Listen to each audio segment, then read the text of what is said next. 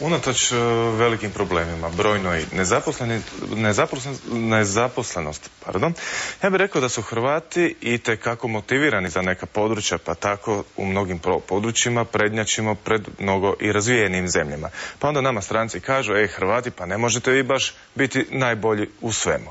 Onda mi pronađemo neko područje u kojemu se opet možemo izuzetno dobro dokazati. Ovoga puta to je dizajn. Naime, Studio Rašić iz Zagreba u New Yorku je osvojio 3 prestižne nagrade na natječaju The One Show, a evo kako izgleda njihova kreativna radionica.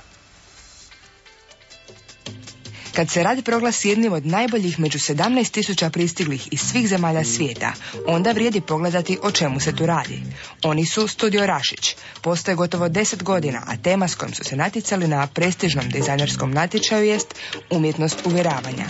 Izložba toga naslova prošle godine bila postavljena u Zagrebačkom muzeju za umjetnost i obrt. Njihova umjetnost uvjeravanja nosi socijalne, kulturne, povijesne poruke, baš kao i reklame u cjelini. Obrađeno je 170 godina oglašavanja u Hrvatskoj. Dugo su se trudili da taj multimedijalni postav prepoznaju i drugi. I uspjeli. Evo, da pokažem kako nagrada sama izgleda. Dakle, to je srebrna olovka, jedna zgodna forma koju ljudi različito doživljavaju.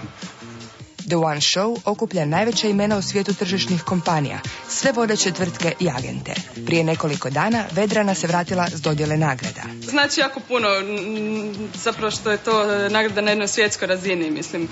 Svima je čast dobiti nagradu u New Yorku, a samim Amerikancima je pojam nagrada u New Yorku, a kamoli kad su tamo u konkurenciji dizajneri iz Japana, Berlina, dakle zaista jedna svjetska razina. Ljudi različitih kultura različito doživljavaju i vide događaje, prostor, vrijeme.